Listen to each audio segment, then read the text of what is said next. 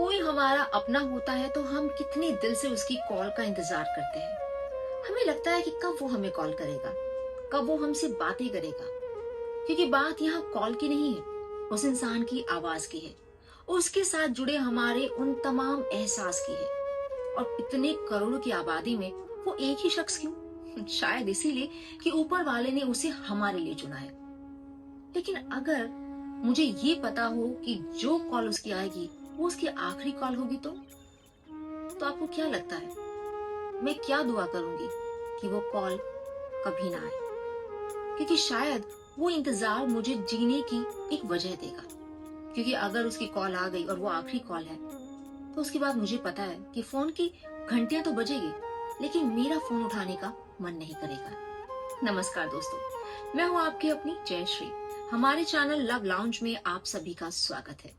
अपने इस चैनल पर मैं ऐसी प्रेम कहानियां लेकर आती हूँ जिनमें से काफी तो बहुत सच्ची कहानियां होती हैं और कुछ वो कहानियां जो मेरी खुद की लिखी होती हैं। लेकिन हर कहानी आपके दिल को छू जाती है, क्योंकि हर कहानी को लिखते वक्त, बताते वक्त मेरे रोंगटे खड़े हो जाते हैं। पता है क्यों? क्योंकि उन कहानी में प्यार की इतनी इतनी बड़ी डोज होती है कि लगता है ओ माय गॉड, क्या ऐसा भी हो सकता है? क्या प्यार सच में इतना क्रेजी भी कर देता है? क्या सच में प्यार की मंजिल जुदाई भी होती है? हाँ, क्या सच में दो सच्चे प्यार करने वाले मिल भी जाते हैं? हमारी आज की कहानी भी कुछ ऐसी है। कहानी को सुनते हुए, देखते हुए अपने उस प्यार को जरूर याद कर लीजिएगा जो आपके जीने का हमेशा सहारा रहा। ये कहानी है अनुपम और अंजलि की। नाम ही इतना खूबसूरत है कि मैं क्या बताऊं। अनुपम अपने नाम से जैसा था वैसा ही अपने व्यवहार से था। एकदम जिंदा दिल लड़का, वाराणसी का रहने वाला और बीटेक का छात्र। गाजियाबाद में पढ़ाई करता था एमआईटी कॉलेज से। उसकी जिंदगी का एक ही था कि लड़कियों से दूर रहो और बाकी सब ऐश करो, घूमो फिरो, दोस्तों के साथ नाइट आउट करो, अपने वार्डन को तंग करो, जितनी मस्ती कॉलेज में हो सकती है सब कर लो, लेकिन लड़कियों के चक्कर में मत पड़ो। पता नहीं ऐसा उसका क्यों सोचना था।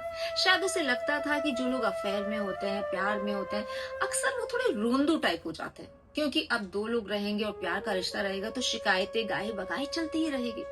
शायद यही सब चीजों से वो कहता था कि भाई मुझे खुश रहना है, बिंदास रहना, और मुझे इस चक्कर में पड़ना ही नहीं है। लेकिन जैसा कि मैं हमेशा आपसे कहती हूँ कि ये वो चक्कर है जिसमें आप जानबूझ के नहीं पड़ते।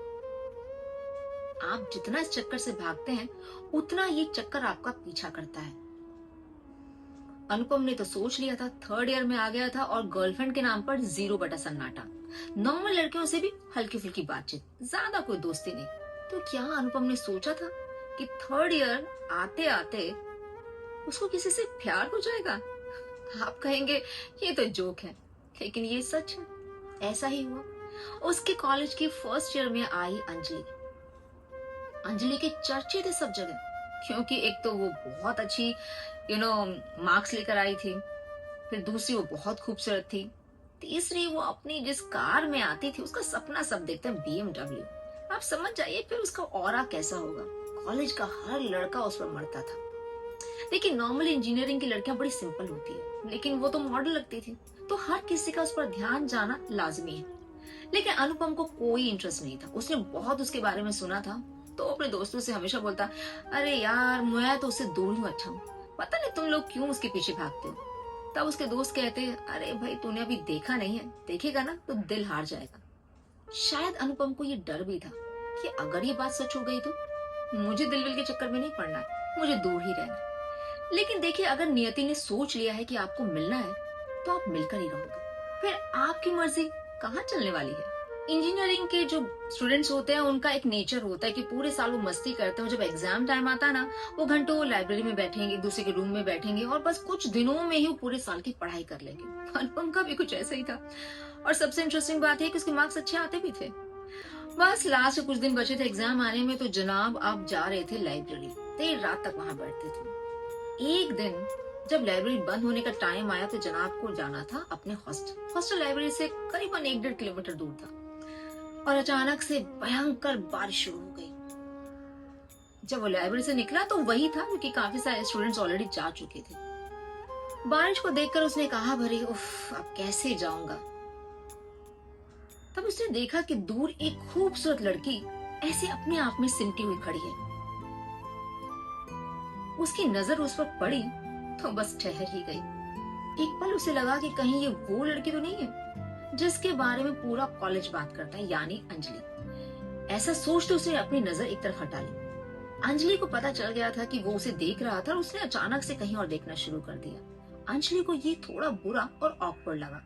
अंजलि उसके पास गई और बोली, मैं क्या तुमको कोई भूत नहीं दिखती हूँ कि तुमने मुझे देखकर ऐसे मुंह फेर लिया? कॉलेज में सब मुझे देखने के लिए मरते हैं, तुम कौन हो? यहाँ पर अनुपम ने उसे देखकर कहा, मैडम, आप हूर की परी हो या चाहे जो भी हो, मुझे आप में कोई इंटरेस्ट नहीं है। मैंने इसलिए नजर हटा ली कि ज्यादा खूबसूरत चीजें मैं ज्यादा देर देख नहीं पाता, आंखें खराब होने का खतरा है ना। आप कहेंगे भाई कि ये क्या मजाक हुआ, लेकिन मजाक से शुरू हुई ये जान पहचान धीरे धीरे दोस्ती में बदल गई। कॉलेज के वो तमाम लड़के जो बहुत कोशिश कर रहे थे अंजलि पर डोरा डालने की, अब उनकी सारी मेहनत धरी की धरी रह गई, क्योंकि अंजलि अब अनुपम की दोस्त बन चुकी थी। पर क्या ये दोस्ती प्यार में बढ़ पाएगी? क्योंकि एक BMW वाली लड़की, एक सिंपल सा लड़का, एक खूबसूरत लड़की, एक एवरेज सा लड़का, आपको लगता है बात बनेगी? तो भाई बात बनेगी भी और दाल गलेगी भी, बिकॉज वो कहा गया है ना, अपोजिट अट्रैक्ट्स। ये ऐसे ही नहीं कहा गया है, यहाँ पर भी ऐसा हुआ। अनुपम ने पूरी एहतियात बरती कि बस अंजलि से एक दोस्ती रहे, उससे ज्यादा बात ना आगे बढ़े। लेकिन अगर अपने हाथ में होता ना तो कोई प्यार नहीं करता, क्योंकि प्यार है तो झंझट ही। लेकिन अनुपम साहब कब इस प्यार में पड़ गए उन्हें पता नहीं चला। और फिर 4th ईयर आया, तब अंजलि आई 2nd ईयर में, और 4th ईयर में प्लेसमेंट हुआ, तो फिर अनुपम उसके बाद जॉब पे चला गया। अब उसके पीछे अंजलि वहां रह गई, उसका मन ही नहीं लगता था कॉलेज में। वो कॉलेज अब जरा कम आती थी, जिस पर अनुपम ने उसे अच्छी खासी डांट भी पिलाई थी कि पढ़ाई के साथ नो कॉम्प्रोमाइज। खैर, उनका मिलना जुलना, प्यार मोहब्बत चलती रही, और ये बहुत खूबसूरत कपल था। उनके साथ वाले दोस्त बोलते थे कि तुम दोनों इतने अलग होकर भी एक दूसरे के लिए बने, मेड फॉर ईच अदर। क्योंकि अनुपम बहुत केयरिंग था, थोड़ा लापरवाह था, लेकिन अंजलि का बहुत ध्यान रखता था।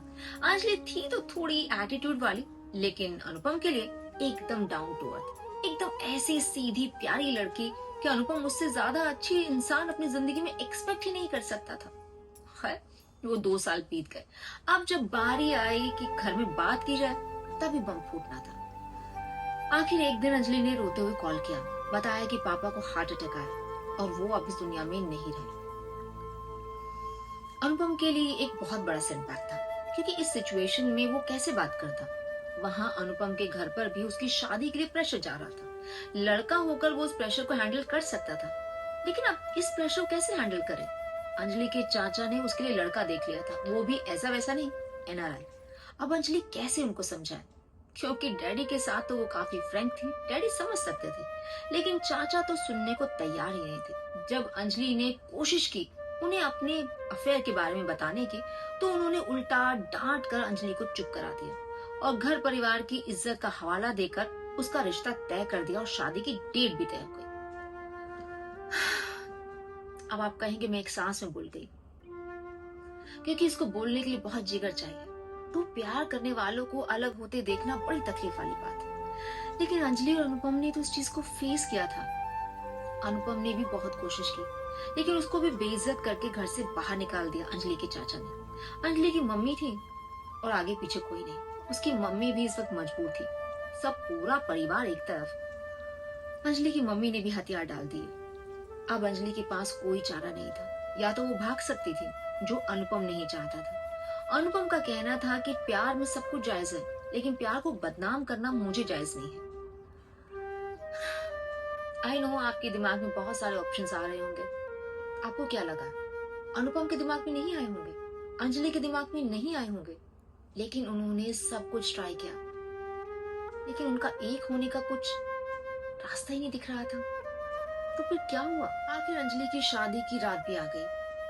शादी से पहले वो मिले, अंजलि और अनुपम जी भर कर रोए। तब अनुपम ने कहा, मैं इसीलिए प्यार में पड़ना नहीं चाहता था, लेकिन तुम्हारे जैसे प्यारे इंसान के साथ प्यार ना करता तो क्या करता। चाहते हुए अंजलि ने कहा, मैं शादी से पहले, किसी और के होने से पहले तुम्हें जरूर कॉल करूंगी। तब अनुपम ने कहा, मत करना, कम से कम तुम्हारी उस कॉल की कसक हमेशा बाकी रहेगी। मुझे हमेशा लगेगा कि तुम कभी तो कॉल करोगे। आज इस बात को 5 साल बीत गए हैं, कॉल आते रहते हैं, पर अनुपम हर कॉल पर यही सोचता है कि काश ये अंजलि का कॉल ना हो, क्योंकि उसे आज भी जीने की वजह इसी से मिली है कि अंजलि कभी तो कॉल करेगी। और अंजलि भी जानती है कि अनुपम के लिए उसका आखिरी कॉल कितना इंपॉर्टेंट है। अगर उसने कर दिया तो अनुपम टूट जाएगा। कभी कभी प्यार बस कुछ भरोसे के सहारे चलता है, कुछ उम्मीद के सहारे चलता है, और शायद हमें जीने की वजह भी वही देता है। क्या आप में से किसी के साथ ऐसा कभी हुआ है कि आपने किसी को बहुत चाहा हो और वो आपकी जिंदगी में आ ना पाया हो, मिल ना पाया हो? अगर ऐसा हुआ है तो कमेंट करके जरूर बताइएगा। मैं तो बहुत इमोशनल हो गई हूँ। आई एम श्योर आप भी बहुत इमोशनल हो गए होंगे इस प्यार भरी कहानी को सुनकर। अगर आपको वीडियो अच्छी लगी है तो इसे लाइक कर दीजिए, चैनल को सब्सक्राइब कर दीजिए और बेल आइकन को प्रेस कर दीजिए। अगली बार फिर एक और बहुत ही प्यार भरी रोमांटिक स्टोरी के साथ आपसे मेरी मुलाकात होगी। तब तक के लिए टेक केयर, बाय बाय।